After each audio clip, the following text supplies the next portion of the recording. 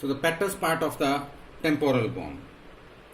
So the petrous part, which is triangular shape, it's having base and apex. This apex, it is irregular and forms the posterior lateral boundary of the foramen lacerum. Base, which is fused with the squamous and the mastoid part. It's having three surface: anterior surface, posterior surface and inferior surface. It's having three border: superior border, anterior border and posterior border. So first we will discuss the anterior surface. This is the anterior surface.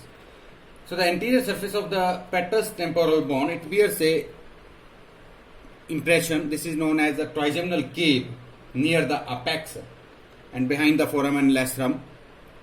It lodges a triangular ganglion, trigeminal ganglion. This is trigeminal ganglion in the dural cape.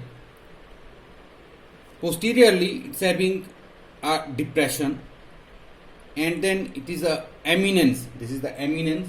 This is known as arcuate eminence, which is produced by the superior semicircular canal.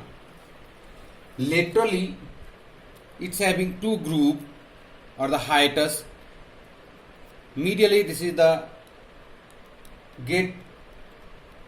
greater petrosal nerve for the greater petrosal nerve, and laterally this is the lesser petrosal nerve. So the hiatus for the hiatus or the groove for the greater petrosal nerve and the lesser petrosal nerve.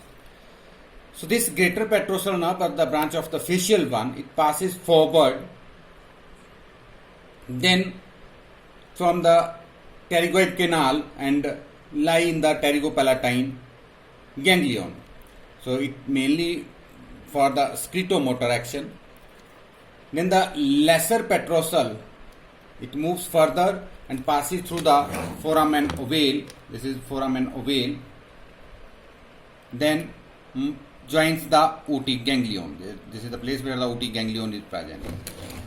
Another one is the deep petrosal, which carries the sympathetic part. It also passes through this pterygoid canal and lie in the pterygopalatine ganglion.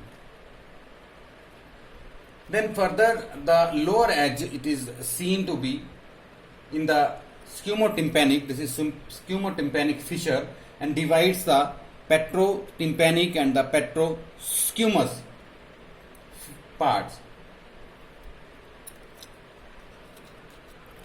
Posterior surface. The posterior surface having the internal acoustic meters. This internal acoustic meters, which is 1 centimeter length. The structure passed through the internal acoustic meters is the facial nerve, vestibulocochlear nerve, and labyrinthine artery. Posterior to it is having a aqueduct of vestibule, lies posterior to this internal acoustic meters. Then the subarcuate fossa, this is subarcuate fossa, lies below and little or below to the arcuate eminence, laterally to the internal acoustic meters. Inferior surface of it forms the norma basalis. You see in this bone, this is the inferior surface of the petrous temporal bone, which form the norma basalis.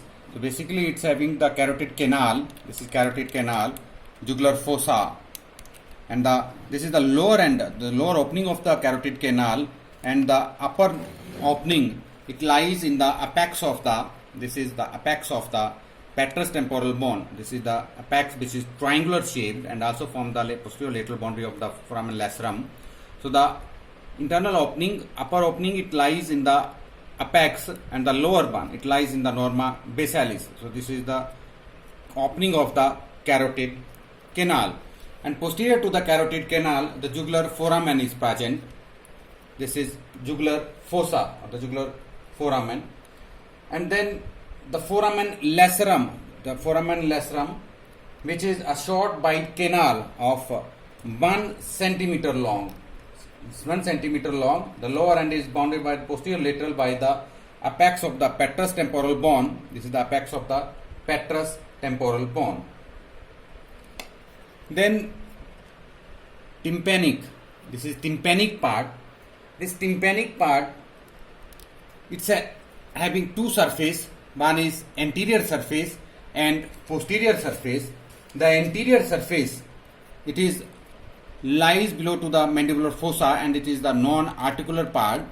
Posterior surface, it forms the anterior lower, that is floor, and the lower posterior part of the external acoustic meatus, and the roof is formed by the squamous part. Posteriorly, the upper and the lower border of the tympanic part, it surrounds the styloid process. So this styloid process, it's having attachment of 3 muscles and 2 ligaments. So it's having 3 muscular attachment and the 2 ligaments. The all attachment is known as the structural attached with it is known as styloid apparatus.